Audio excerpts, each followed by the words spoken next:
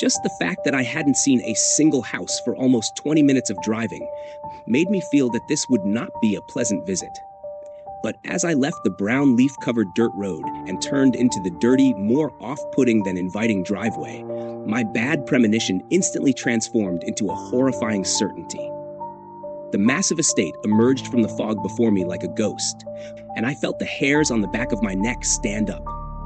A cold shiver ran through me at the sight of that building where I had spent my early childhood. It looked so incredibly changed, so dark and threatening. As a little girl, I spent every weekend at my grandmother's, and I can clearly remember that it was an indescribably beautiful experience each time. But none of the beauty that once filled this magnificent estate was left. It was as if both the building and its surrounding environment had been covered by a thick layer of dust, which had dulled its former glory. I felt quite strange, and a growing unease overcame me as I knocked on the large front door, which resembled a barn door more than a house door, and an old, grim-looking man opened it for me. "Good evening, mademoiselle." "Good evening, monsieur," I replied shyly. "My name is Bella Garcia. I am here to visit my grandmother. If the mistress of the house is in her upstairs bedroom, I assume you have already been informed about what happened?" The man, who was almost gaunt to the bone and ghostly pale, did not change his expression. Expressionless, he seemed to stare through me with his glassy eyes, not moving a single muscle. He wore a black butler uniform and balanced a large horn-rimmed glasses on his unnaturally large nose. His gray hair was almost completely gone, and what remained on his otherwise bald head was messily combed to the side. Of course, I have been informed. That is precisely why I have come to see her. The reason for my visit lay in a sudden and completely unexpected coma that my grandmother had recently fallen into. I had not visited her since my mother and I left the country in 1975 because she had had a terrible argument with my grandmother at some point.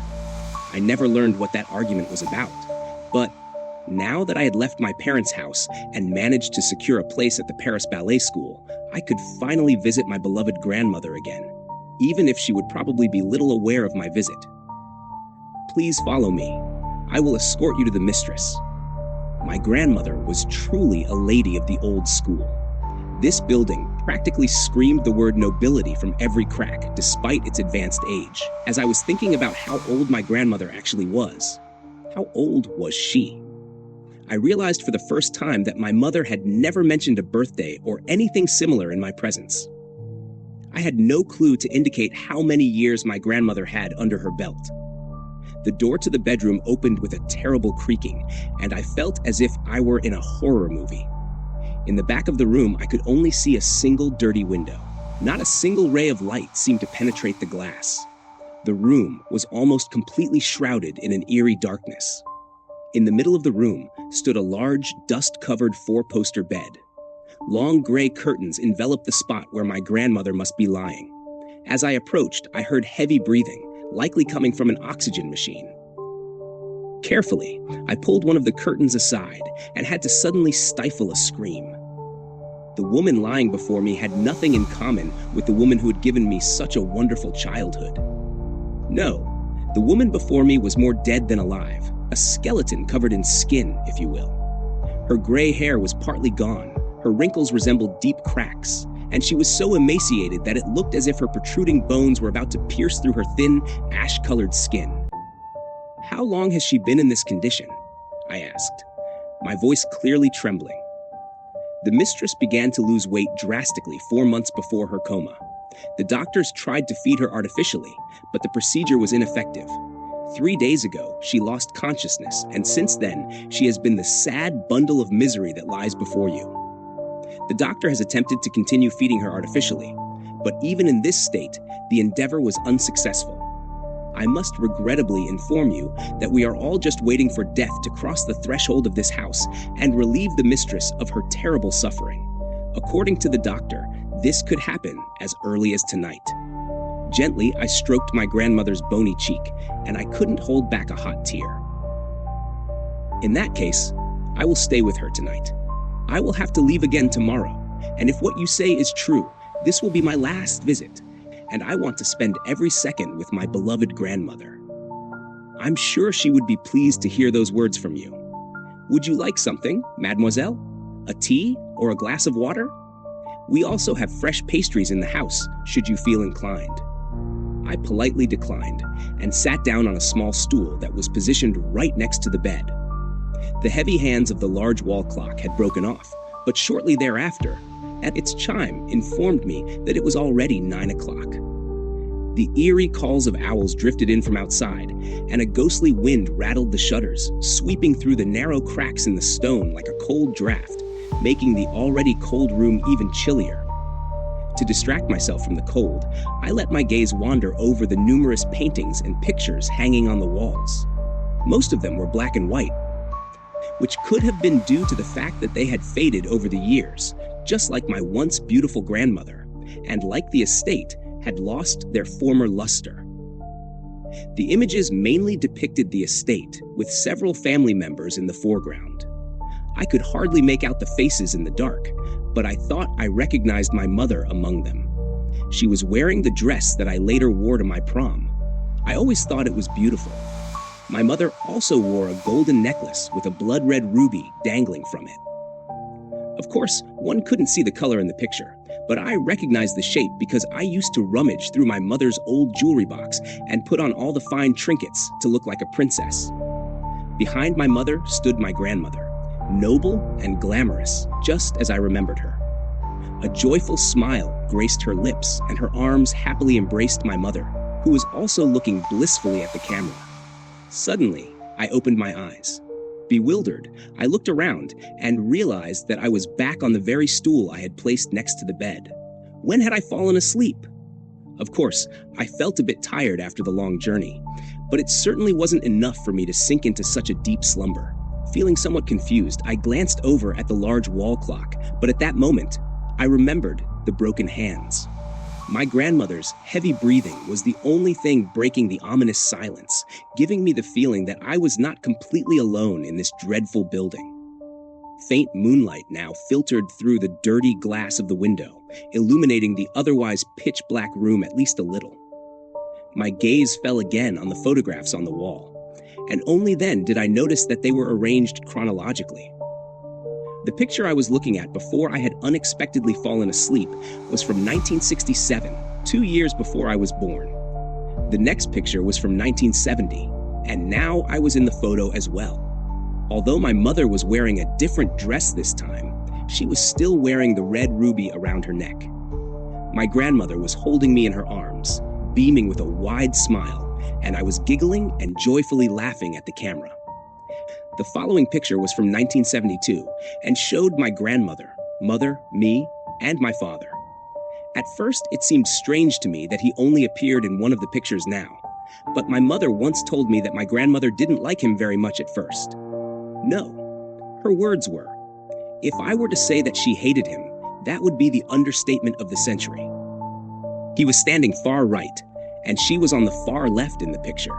But at least they seemed to have put their differences aside for this photo, because here too, they were all smiling broadly, and I could already stand alone and was laughing up at my grandmother, who was happily returning my gaze.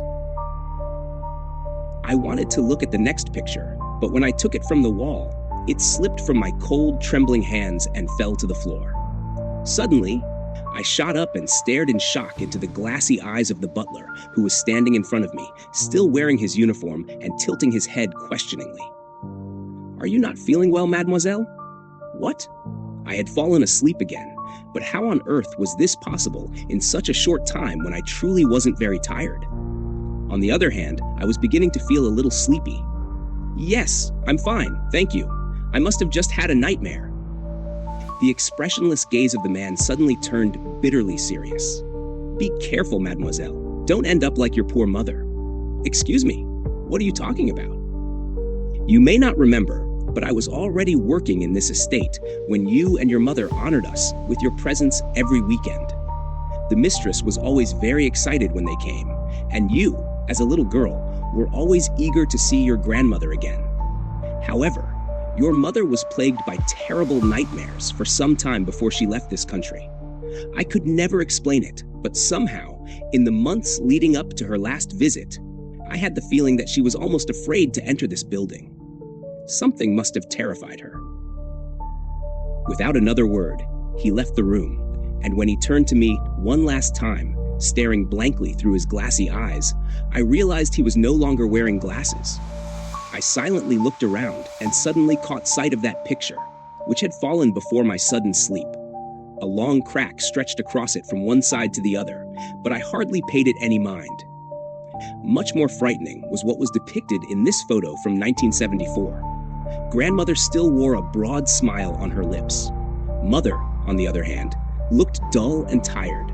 Her skin was pale, her hair unkempt and brittle, and under her eyes were deep blue circles that made her look almost like a zombie. I appeared cheerful as always, looking up at grandmother, who looked even happier at me this time than in the previous photos. But I noticed that the harmony that had prevailed in the earlier photographs seemed to be absent here. One thing stood out to me particularly, something that no longer just puzzled me, but almost frightened me.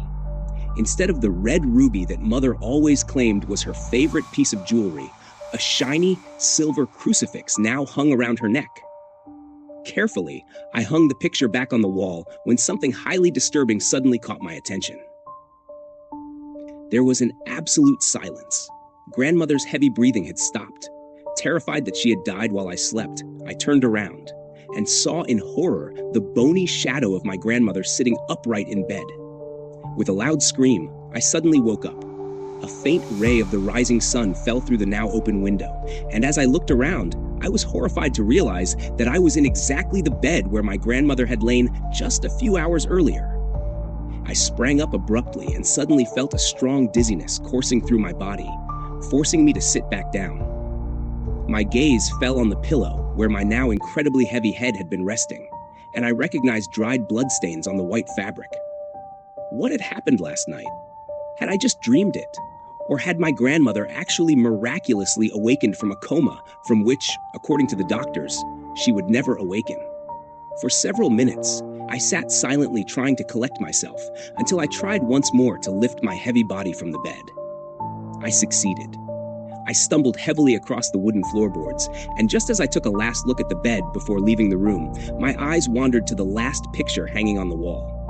Well, it wasn't technically the last one, but in all the subsequent pictures, only my grandmother was depicted. Not so in that picture taken in 1975. Mother looked like a walking death, and her eyes were almost closed. She looked so weak. Grandmother, on the other hand, was more glamorous than ever, but much more frightening was that I also seemed to have lost some color in my face, and the smile that had always been on my face seemed to have evaporated into thin air. Mother held me tightly, almost anxiously, and I recognized that I too wore a shiny crucifix around my little girl's neck, which my grandmother, who stood directly behind me, watched with a greedy smile. "Mademoiselle?" I jumped in surprise and saw the butler, who had positioned himself in the doorway and was looking slightly past me. "The mistress is already expecting you downstairs. I told her that you want to leave again today, and she wanted to at least bid you a proper farewell." Nervously, I approached him. This time, he was again wearing his glasses. "May I ask you something, monsieur?" "Please don't hesitate, mademoiselle." "Why do you wear glasses? You are blind, aren't you? Please forgive me if I'm mistaken." The man's features once again took on a very serious expression. "You are not mistaken, mademoiselle. It's just that I wore glasses since my earliest childhood, and since my blindness 4 months ago, I haven't yet gotten used to not having to wear them. It may sound silly, but it has been so ingrained in my daily routine that I rarely notice it." I became noticeably more nervous, and he noticed this as I asked him, "How did you go blind?" "I looked at the sun for too long. After about 4 minutes, I lost my sight forever." "But why on earth did you do such a thing?" His expression grew darker, and he began to speak so quietly that I had to lean closer to hear him. "Because they can't harm you if you don't look them in the eye." Silently, the butler left the room and disappeared. A chill spread across my skin, which had turned pale from fright, and my gaze fell on the wall clock protected by a glass cover, in which my reflection appeared. On my delicate, pale neck, 2 sharp puncture marks were visible, and suddenly I understood why Mother had wanted to keep me away from Grandmother all these years. When I reached the hallway downstairs, Grandmother was already waiting for me. There was nothing left of the bony undead. Instead, she looked more alive and fresh than ever before in her life. Her hair was blonde and full, her skin almost completely free of deep wrinkles, and she no longer looked like a walking skeleton. Bella, Cherie, how wonderful it is to see you again after all these years. Her gaze struck me like a knife in the chest. That greedy, salivating look sent a cold shiver down my spine, and I inconspicuously covered the still slightly bleeding wound on my neck as she came up the stairs and embraced me. I wasn't sure, but it felt almost like she was sniffing at my neck while she held me tightly. Desperately, I tried to break free from her and escape from this house as quickly as possible. I'm also very happy to see you again, grandmother. Unfortunately, I must inform you that I have to leave again shortly. She released me and smiled at me. But yes, Cherie, Robert has already told me everything, but now that you live not so far away, we can meet again on weekends like in the old days. What do you think? A large lump formed in my throat that I could barely swallow. Desperately, I tried not to let my nervousness show, but I feared that the anxious tone of my voice would give me away. I'd love to. I barely managed to utter before I put on my jacket and almost fled from this eerie place. I got into my car, waved at my grandmother, who stood in front of the large entrance door, started the engine, and as I left that eerie estate, which had seemed so wonderful to me until last night, I cast one last look in the rearview mirror. I remembered that when I visited grandmother with mother back then, she would always stand in the doorway waving goodbye until our car disappeared behind the next bend. But when I looked in the mirror, I saw only the open door. There was no sign of grandmother. I never returned.